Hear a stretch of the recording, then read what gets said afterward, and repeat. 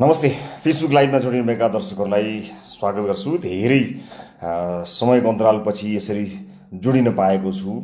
विभिन्न कारणहरूले गर्दा, विभिन्न व्यस्तताका कारणले गर्दाखेरि फेसबुक लाइभमा यहाँहरूसँग जोडिन पाएको छैन र फेसबुक लाइभ मार्फत विभिन्न जानकारीहरू मैले यहाँहरूलाई प्रदान गर्दै आउने गरेको थिएँ निरन्तर रूपमा। तर पछिल्लो समयको व्यस्तता र अझ विशेष गरेर यो कोभिड महामारीले गर्दाखेरि नियमित रूपमा दर्शकहरूसँगको भेटघाट घट्न गएको छ, जुन जसलाई मैले महसुस गरेको छु। तर विभिन्न कार्यव्यस्तता र विशेष गरेर ग्यालेक्सी 4K को तयारीले गर्दा अनि यो पेन्डेमिकले गर्दाखेरि हाम्रो भेटघाट एकदमै पातलिएको छ। तर त्यो सिलसिला अब धेरै लामो हुने छैन। चाँडै नै हामी असाध्यै नजिक, अझ बढी नजिक हुने क्रममा छौँ।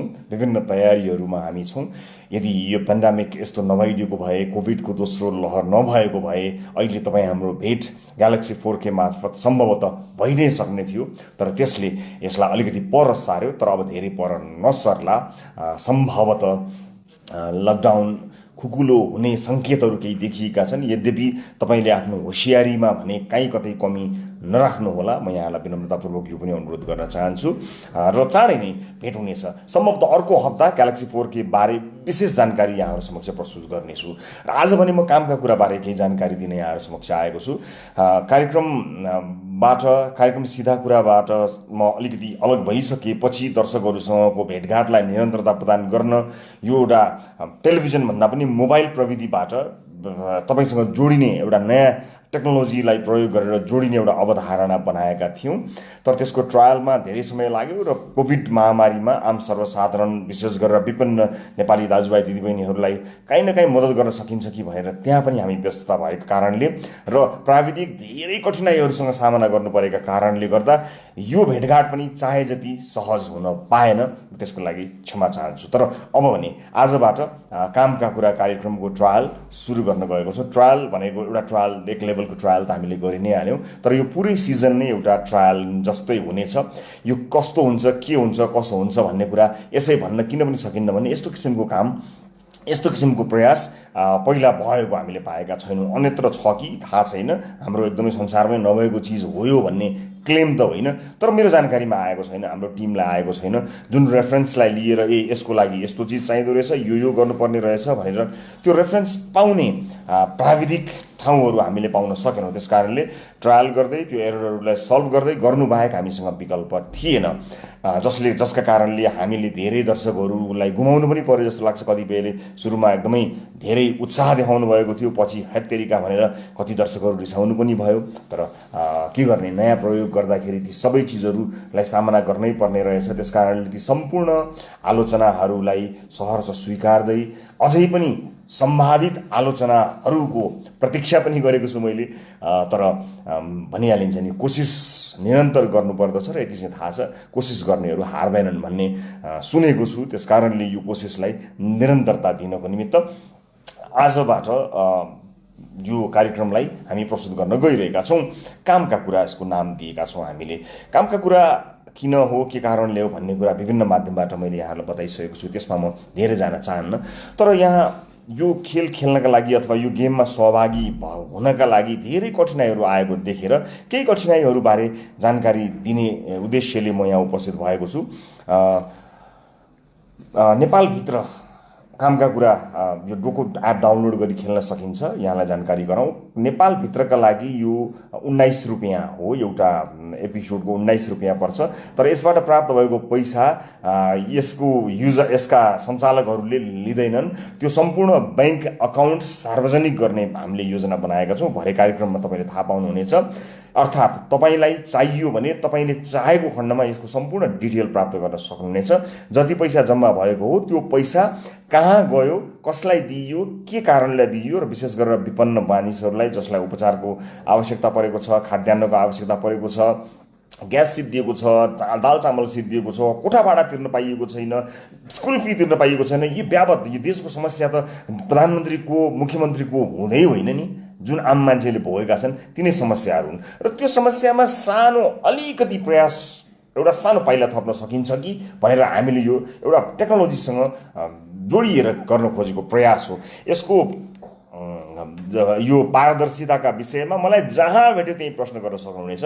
पूर्ण पारदर्शिताको मैले ग्यारेन्टी लिएको छु। तर मलाई विश्वास गर्नुहोस्, ल न मलाई पत्याउनुहोस् भन्ने पक्षमा होइन कि हिसाब माग्नुहोस् भन्ने पक्षमा म छु। त्यस कारणले त्यो हिसाब सार्वजनिक हुन्छ, हामी देखाउँछौँ र यो एपिसोडमा यति मानिसले रजिस्ट्रेसन गरेको हो र यति पैसा यहाँ जम्मा भएको छ भनेर पनि देखाउँछौँ। र हाम्रो कल सेन्टरमा दैनिक अहिलेसम्म 1200 भन्दा बढी फोनहरू आएका छन्, जहाँ प्रत्येक दिन अहिले पनि हाम्रो कल सेन्टरमा खानाको अभाव भयो, उपचार गर्नको लागि पैसा भएन, अस्पतालको बिल धेरै आयो, तिर्न सकिएन, देशैभरिबाट आइरहेका छन्।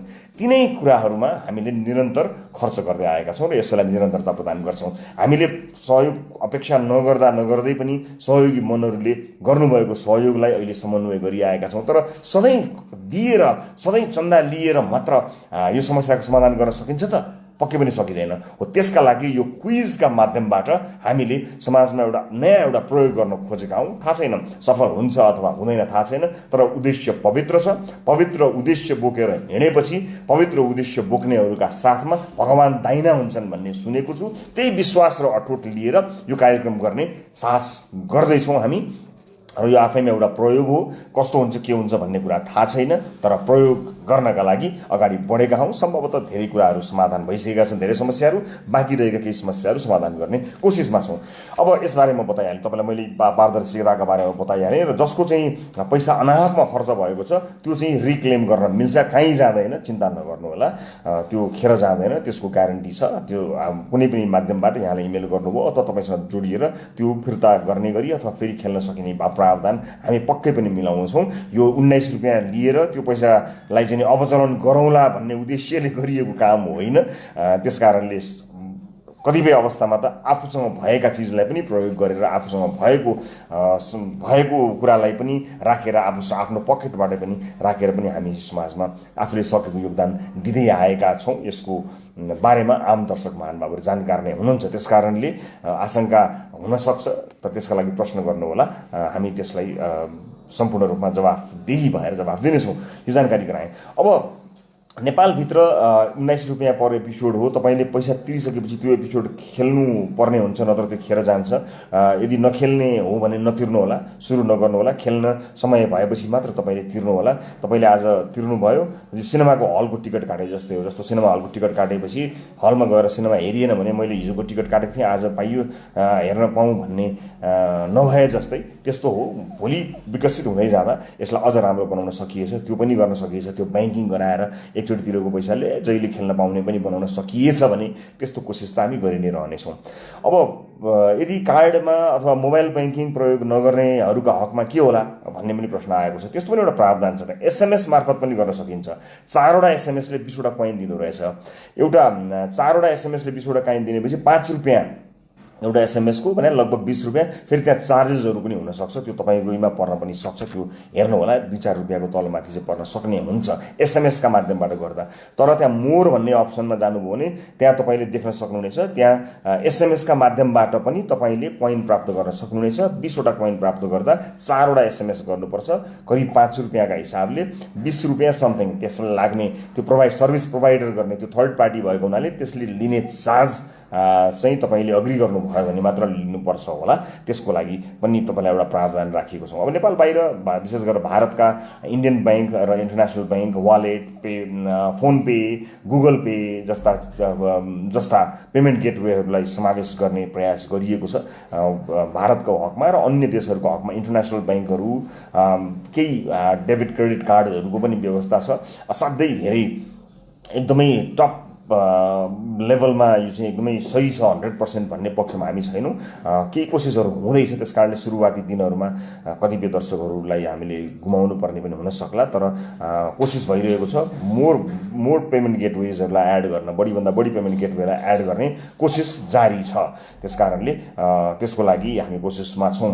अर्को पनि यहाँ प्रश्न के आएको भने एप्पल युजरलाई के गर्ने भन्दा, एप्पल युजरले एप्पल पेबाट मात्रै पेमेन्ट गेटवे एप्पल पे मात्रै भएको हुनाले एप्पल युजर्सहरू को लागि अर्को विकल्प त छैन। तर यसका लागि पनि कोसिस भने भइरहेको छ। सम्भवतः 1 हप्ताभित्र इन्टरनेसनल डेबिट कार्डहरू, क्रेडिट कार्डहरूलाई इन्टिग्रेट गर्ने प्रयास टिमले गरिरहेको छ। सम्भवतः 1 हप्ताभित्र त्यो प्रयास पनि सफल भयो भने त अन्य क्रेडिट कार्डहरूको हकमा पनि काम लाग्छ।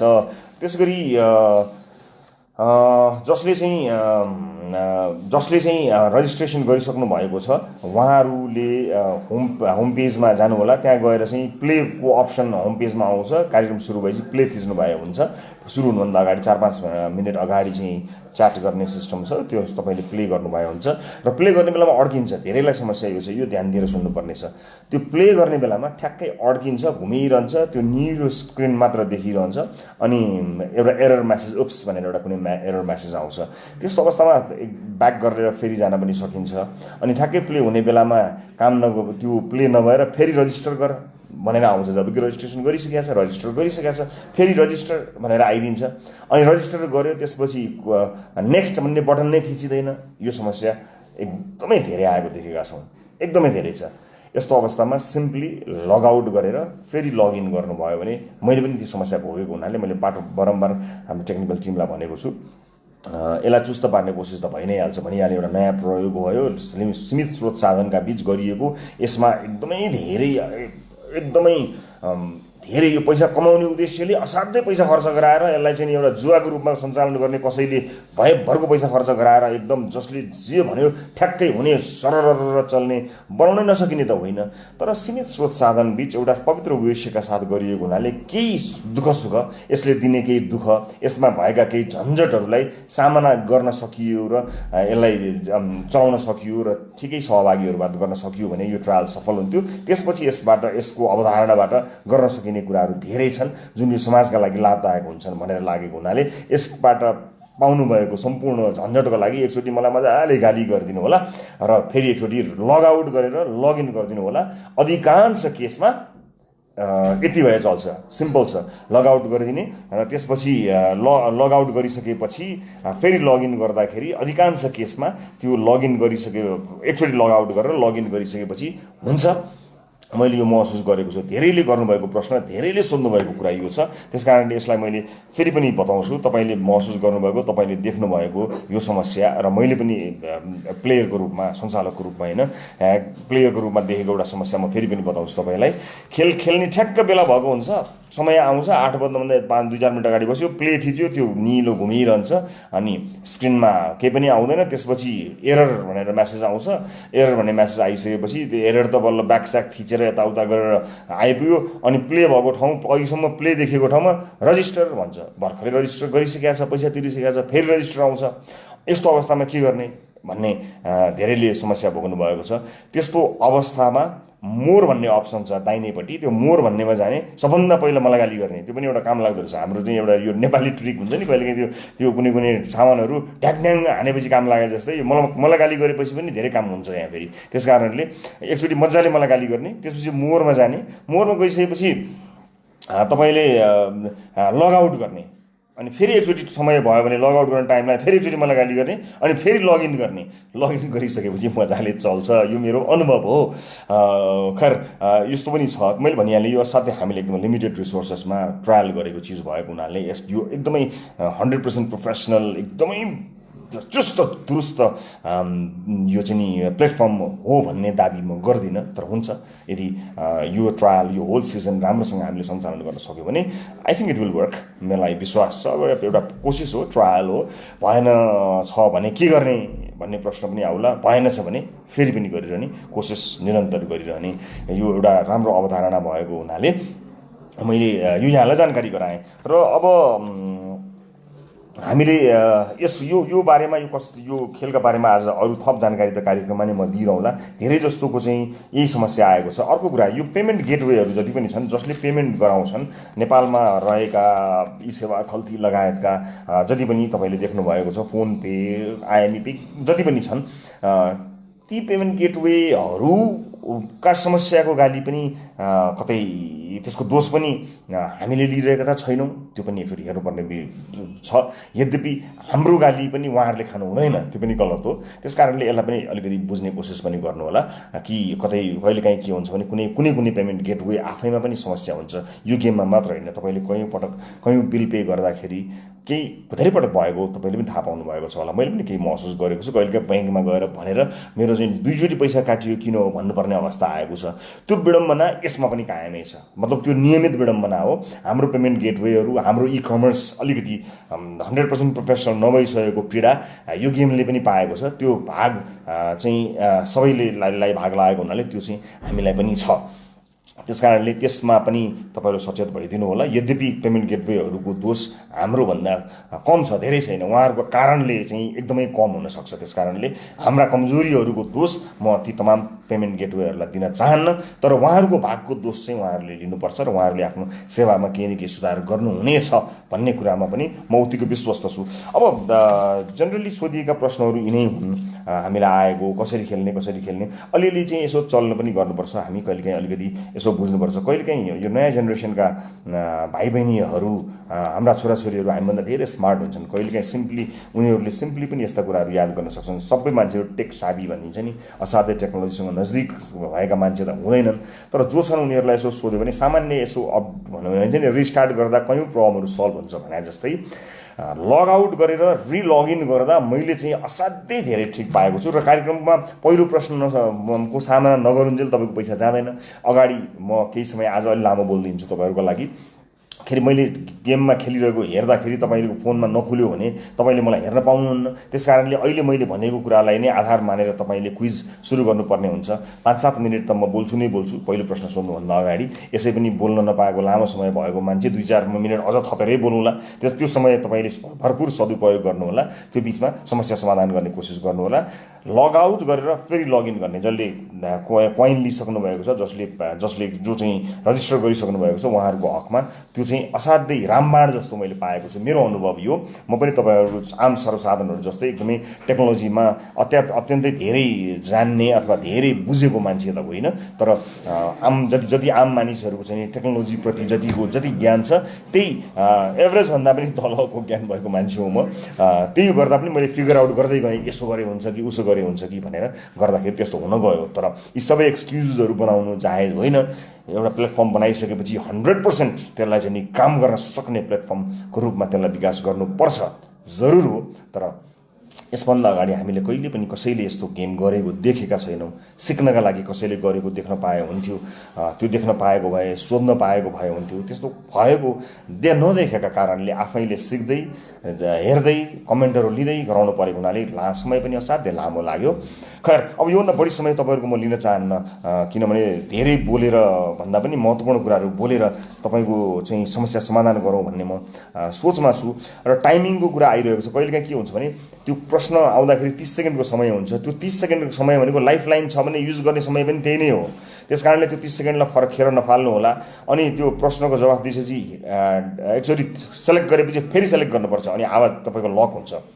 छुँदा मतलब तपाईँले झुकेर छुनुभयो भने त्यो, किनभने झुकेर एउटा प्रश्नमा टच भएछ भने त्यही लक भइदियो भने तपाईँलाई गाह्रो हुन्छ। त्यस कारणले you have to touch it twice, 2 चोटि तपाईँले त्यसलाई छुनुपर्छ, त्यसपछि मात्र त्यो लक हुन्छ। यो जानकारी पनि तपाईँलाई मैले गराएँ, भरे कार्यक्रममा पनि केही जानकारी त गराउँला। र अनि त्यसपछि र विनरले जो विजेता हुनुहुन्छ उहाँले प्राप्त गर्ने रकम विदेशमा रहनुभएकाहरूले खेल्नुभयो भने यहाँ नेपालबाट विदेशमा पैसा पठाउन सकिँदैन, त्यो इल्लिगल हो, त्यो गर्न सकिँदैन। त्यस कारणले यहाँ भएका तपाईँका आफन्तले तपाईँको आफन्त भएको प्रमाणित गरेर सरकारले लाग्ने ट्याक्स तिरेर, त्यसको चाहिँ कर तिरेर ट्याक्स पछिको अमाउन्ट तपाईँले प्राप्त गर्नुहुनेछ। र पहिलो प्रश्नभन्दा अगाडि नै सबै यी समस्याहरू समाधान गर्ने कोसिस गर्नु होला। मलाई विश्वास छ धेरैभन्दा धेरै दर्शकहरूसँग खेल्न सकिनेछ, र जतिसँग खेल्न सकिनेछ उहाँहरूसँग म कोसिस गर्नेछु। यसको उद्देश्य अलि फरक छ र यो सफल भएको खण्डमा यसले बृहत रूपमा हाम्रो जस्तो समाजलाई, जहाँ चाहिँ नि मानिसहरू आफ्नो दैनिकी चलाउन धौधौ अवस्थामा छन्, ती वर्गहरूलाई मद्दत गर्नका लागि काम लागोस् भनेर हामीले सुरु गरेका हौँ। सधैँभरि हरेक शीर्षकमा चन्दा माग्नेहरूलाई पनि यति धेरै वचन खानु परेको छ। मैले पहिला पनि भनेको थिएँ, यहाँ केही गर्नेहरूले केही पनि नगर्नेहरूको ताना सुन्नुपर्छ। तर पनि ती सबै चिजलाई एक ठाउँमा राखेर जति पनि सामाजिक अभियन्ताहरूले यो महामारीमा मात्र होइन, देशमा विपद पर्दा जसरी लागि परेर काम गर्नुभएको छ। अब त्यसलाई अलिकति हामी चाहिँ फरक ढङ्गले गरौँ न। यो चाहिँ मागेर समाजसेवा हुँदैन भनेर असाध्यै यो विषयलाई लिएर धेरै टिका टिप्पणी भइरहँदाखेरि मनमा केही गर्ने इच्छा पनि छ, तर फेरि त्यो वचन सुन्नुपर्छ भन्ने पिर लागेको हुनाले हामीले यो अवधारणा बनाएका हौँ। अब के भन्छ भने लर्निङ एन्ड अर्निङ भनिन्छ नि, पढ्न पनि सिक्न पनि पाइयो, अर्न गर्न पनि पाइयो। त्यस कारणले यो क्विज हो, यो जुन जेनरली त्यसले एउटा भनौँ न मानिसमा अलिकति ज्ञानको पनि यसले केही न केही प्रभाव पार्छ, ज्ञान प्राप्त गर्नमा यसले कुनै न कुनै मद्दत गर्छ। यो गेम खेले थाहा भएपछि म चाहिँ सामान्य ज्ञानमा असाध्यै कमजोर मान्छे, 2-4वटा कुराहरू त मलाई पनि थाहा भयो। त्यस कारणले तपाईँले पनि पक्कै पनि तपाईँले पनि थाहा पाउनुहुनेछ, यसले पक्कै पनि तपाईँलाई जानकारी दिनेछ भन्ने विश्वास लिएको छु। खैर, अब सायद यिनै कुराहरू हुन्, केही जिज्ञासाहरू थप आउँछन् कि भनेर मैले हेरेँ, थप जिज्ञासाहरू देखिएन। खैर, अल द बेस्ट, तपाईँहरू सबैलाई शुभकामना छ। र यो चाहिँ जति पनि केही यसमा सहभागीहरूले कुनै पारिश्रमिक लिँदैनौँ, हामी जो पनि सहभागी हुन्छौँ र भोलि विज्ञापन आएको खण्डमा विज्ञापनबाट यसको खर्च कटाउने कोसिस गर्छौँ र अपरेसन केही कस्टहरू बाहेक सम्पूर्ण खर्च चाहिँ हामीले कसलाई कहाँ दिन्छौँ तपाईँलाई सबै कुरा देखाउँछौँ। जस्ताको तस्तै यसको ब्याङ्क अकाउन्ट जसले जतिखेर चाहे पनि उपलब्ध गराउन सकिने व्यवस्था हामीले मिलाएका छौँ। त्यसपछि पनि प्रश्नहरू हुने रहिरहन्छन् र मैले जहिले पनि प्रश्नहरू आलोचना गर्ने साथीहरूलाई जहिले पनि स्वागत गरेको छु।